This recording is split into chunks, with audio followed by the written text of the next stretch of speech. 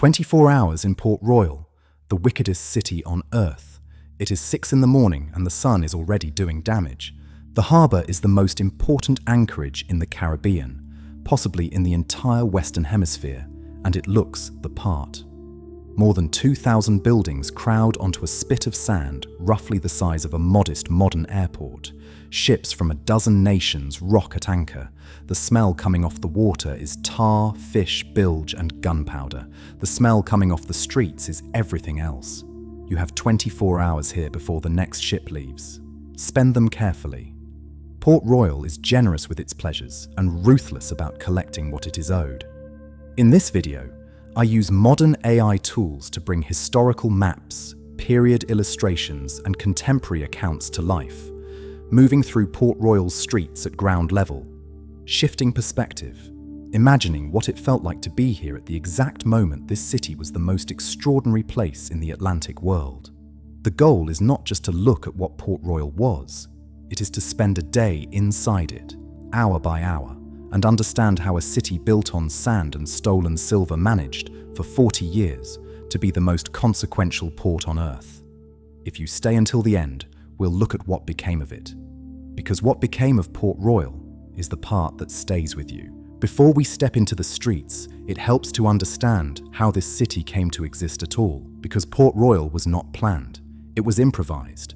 When English forces seized Jamaica from Spain in 1655, they found at the tip of the Palisadoes Spit, a long, narrow peninsula of sand and gravel curling out from the southeastern coast of the island, one of the finest natural harbours in the Caribbean. Deep enough for large warships, sheltered from Atlantic storms, positioned almost perfectly across the sea lanes connecting Spanish colonial wealth to Spain, the English understood immediately what they had, and to defend it, they made a decision that was either brilliant or catastrophic, depending on your perspective. They invited pirates to move in. Buccaneers operating under letters of marque, legal licenses to attack enemy shipping, were offered Port Royal as a base of operations in exchange for a portion of their prizes and a de facto naval deterrent against Spanish reconquest. The arrangement worked better than anyone had a right to expect. Spanish galleons began arriving in the harbour as prizes. Plundered silver was melted, traded, reinvested. Merchants followed the money, then tavern keepers, then everyone else. Within a generation, the improvised pirate haven had become a genuine city of between 6,000 and 10,000 people, making it one of the largest English-speaking cities in the Americas, and by almost any account, the richest per capita settlement in the entire Atlantic world. One contemporary estimated that Port Royal had more taverns per square foot than London. That was not an exaggeration. It was a selling point. This is the world you are walking into. It is 6 in the morning, the sun is clearing the blue mountains to the east, and the harbour is already alive. The working day in Port Royal begins before most people in England have finished sleeping, because the heat that descends by midday makes serious outdoor labour nearly impossible, and the harbour never fully stops. This reconstruction shows the waterfront as it appeared in the late 1680s, the wharves extending into the anchorage, the longboats already moving between the ships at anchor and the docks, the forts visible on the point. Fort Charles anchors the seaward tip of the peninsula, its guns trained on the main channel, capable of making the entrance to the harbour very unwelcoming for anyone who arrives without permission.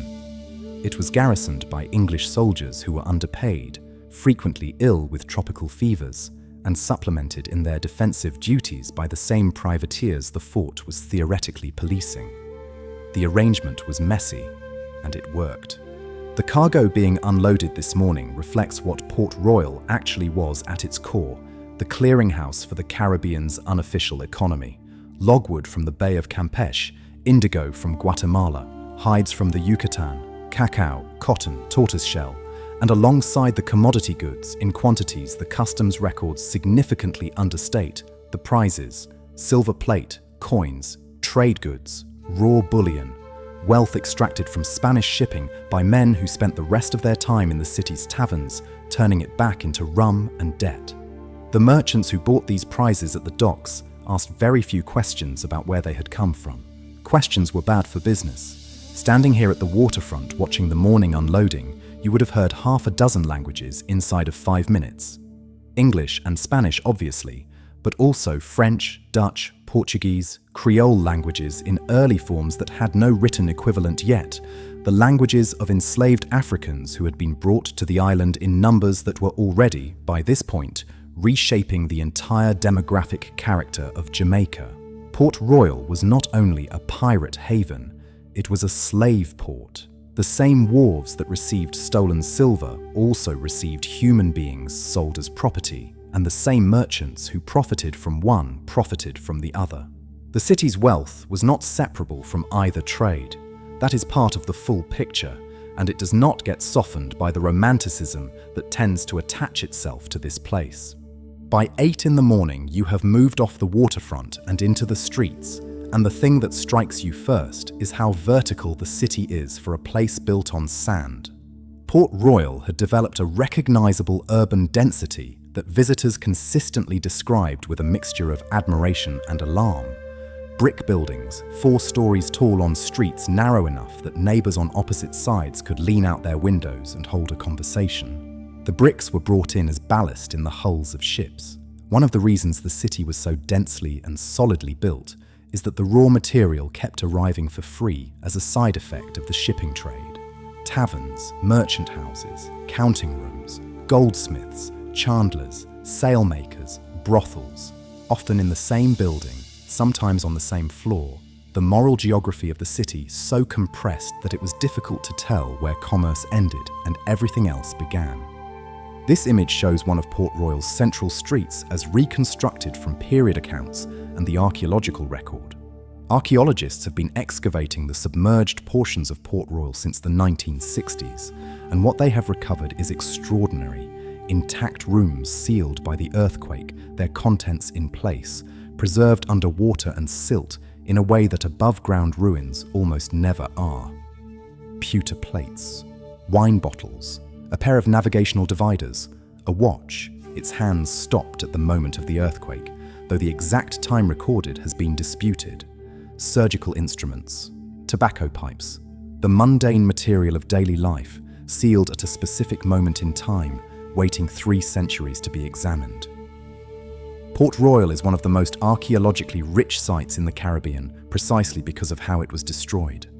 By mid-morning, the counting houses are open. This is where the real business of Port Royal conducted itself, away from the theatre of the docks. Merchants like the Beckford family, who would go on to become among the wealthiest dynasties in English history, were already consolidating the kind of fortunes here that would eventually purchase parliamentary seats in London and reshape the political economy of the British Empire. They were dealing in everything: sugar contracts, letters of credit, slave consignments, insurance on voyages that could go wrong in a dozen different ways. Port Royal's merchant class was not crude. They were sophisticated transatlantic operators who understood credit and risk and the movement of money across vast distances better than most people alive. They just operated in a city where you could also watch a man lose everything at dice before noon. Which brings us to the taverns. By late morning, the taverns of Port Royal are already full, and this requires a brief explanation for anyone who finds that surprising. In a city without reliable fresh water, where the heat was murderous and tropical diseases were endemic, alcohol was not simply recreational. It was the safest liquid available. Rum, which the Caribbean was by this point producing in industrial quantities from the molasses byproduct of sugar refining, had become the default beverage of the entire Atlantic maritime world, and nowhere was it consumed with more commitment than Port Royal. Contemporary accounts describe taverns so numerous that the city seemed to be more tavern than anything else, which was not quite accurate but captured something real about the proportion of civic life organized around drinking. The taverns were also where information lived. In a world without newspapers, Port Royal's first newspaper wouldn't exist until after the earthquake destroyed the city. The taverns were where you learned which shipping routes were currently profitable and which were currently dangerous, which captains were looking for crew, which merchants were extending credit, which officials could be persuaded to look elsewhere for a reasonable fee. The taverns were the internet of Port Royal. Everything flowed through them. This image shows the central area of the city around midday, and the crowds visible in the streets reflect something that contemporary visitors consistently noted. Port Royal felt like a city that never quite stopped. The transient nature of its population, sailors between voyages, privateers between commissions, merchants waiting for cargo, meant that the rhythms of a normal settled town did not fully apply. People were always arriving or departing. Money was always moving. The sense of impermanence was built into the place from the beginning, and in retrospect, that impermanence was appropriate because the city was sitting on water-saturated sand on a seismically active coastline, a fact that nobody in 1688 was thinking about at all. By afternoon, the heat has reached the point where Port Royal reorganises itself around its avoidance. The waterfront quiets, the streets empty somewhat. This is when the privateers who are in port between commissions become most visible. Men like Henry Morgan, who had operated out of Port Royal for years, before eventually becoming its lieutenant governor, a career trajectory that tells you everything about the relationship between piracy and legitimate authority in this place. Morgan was not an anomaly. He was the logical product of a system in which the English crown had decided that licensed piracy was a reasonable instrument of foreign policy, and then, when the political winds changed, decided to prosecute some of the same men it had previously decorated. The line between privateer and pirate was not a moral line, it was a legal one, and the law moved depending on which way the diplomacy was blowing. The men who made Port Royal what it was understood this perfectly and lived accordingly.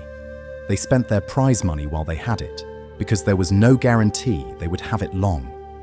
Taverns, gaming, clothes that were, by multiple contemporary accounts, of absurd extravagance, silks and velvets and lace in a city where the temperature rarely dropped below 80 degrees. This was not ignorance of economics. It was a rational response to a life structured around feast and famine, where a successful voyage could make you wealthy beyond imagination and the next one could kill you. By evening, Port Royal reaches what might be called its natural state. The heat has softened slightly. The ships in the harbour are lit. The taverns are full again, fuller now, the noise of the city carrying across the water to the vessels at anchor, whose crews are calculating how quickly they can get ashore. This reconstruction shows the waterfront at dusk, the fires of cooking and industry still glowing in the buildings along the wharf, the forts dark against the last light, the mountains of Jamaica rising black against the sky to the north. Somewhere in the city tonight, a Church of England minister named Emmanuel Heath is conducting evening prayers in the small parish church of St. Paul's, and almost certainly wondering why he accepted this posting. Heath left behind a remarkable account of Port Royal in its final years, a document of genuine historical value and barely concealed horror at everything around him. He described a city of almost total moral disorder, a place where the Sabbath went unobserved, where the courts were corrupt, where wealth was the only currency that actually mattered, where men who should by rights have been hanged were instead sitting in the governor's council. He was not wrong about any of it. He was simply describing the city as it actually was, without the romance. Port Royal had a dark centre of gravity that its legend tends to smooth over. The wealth here was not generated cleanly. It was generated through violence against Spanish shipping, through the purchase and sale of enslaved people, through commercial practices that would not have survived scrutiny in a jurisdiction with functioning institutions. The people who built this city built it knowing it was temporary, not because they could see the earthquake coming, but because they could see the politics changing. England and Spain were moving toward accommodation. Letters of marque were being revoked. The privateers who had made Port Royal were becoming inconvenient, and the city they built was becoming something that the respectable commercial empire England was trying to become was not sure it wanted associated with its name. The night in Port Royal is loud in ways that never fully resolve into silence. Even at 2 a.m, there are lights and voices. The city does not have an off switch. You can stand at the edge of the harbour in the small hours and watch the reflection of lanterns on water and understand, if you think about it clearly, that you are watching something that cannot last. Not because of any moral logic about wickedness finding its punishment. That framing belongs to the ministers, not to history. but because the specific conditions that created this place, the privateering economy, the diplomatic arrangement, the willingness of English authority to look the other way, were already eroding before the earthquake arrived to finish the job. On June 7th, 1692, at roughly 11:43 in the morning, a massive earthquake struck Jamaica. In the space of about 2 minutes, 2/3 of Port Royal slid into the harbour. The water-saturated sand beneath the city liquefied, a process now called liquefaction, and the buildings simply sank, whole, into the water. An estimated 2,000 people died in the initial collapse and the tsunami that followed. Another 2,000 died in the weeks after from injuries and disease. The city that had taken 40 years to build ceased to exist in under 3 minutes. Emmanuel Heath survived. He administered last rites to the dying on the waterfront until the ground stopped moving and then continued as long as there were dying to attend to. His account of those hours is one of the most vivid eyewitness descriptions of a disaster in the early modern period. The sea came in over what had been streets. Rooftops were visible above the water. People were trapped in collapsed buildings still standing in shallow water, alive but unable to get out, and the sea was rising. The survivors rebuilt a town on the ruins. The rebuilt Port Royal never recovered its original scale or importance. Kingston, established on the mainland shore of the harbour, became Jamaica's principal city. The spit of sand where Port Royal had stood became quieter, smaller, a fishing village with a naval station, the forts still standing and still garrisoned, because the harbour was still strategically important, even if the city commanding it was gone. Today, Fort Charles still stands at the tip of the Palisadoes Peninsula. You can walk through it. The walls are original, built in the 1650s and repaired multiple times since. The water that claimed the city is just beyond them, and on a calm day, in the right light, underwater archaeologists have reported being able to see the outlines of streets and structures below the surface, the ghost of the city still visible beneath the harbour it collapsed into. The submerged portion of Port Royal is still being excavated. Every season, more of the sealed, preserved material from 1692 comes up. The objects of daily life, frozen at the exact moment the ground gave way, waiting at the bottom of Kingston Harbour for someone to come and ask what they meant. The watch with the stopped hands, the tavern pewter, the merchant's weights and scales, the instruments of a city that was, for 40 years, the most extraordinary place in the Atlantic world, and then in 2 minutes became the most perfectly preserved. It went down whole, and in going down whole, it kept everything. Thanks for being here. If you have thoughts or cities you want to step into next, leave them in the comments. Let's keep going. This video is brought to you by the Paladin Learn History app. Scan the QR code to learn more history.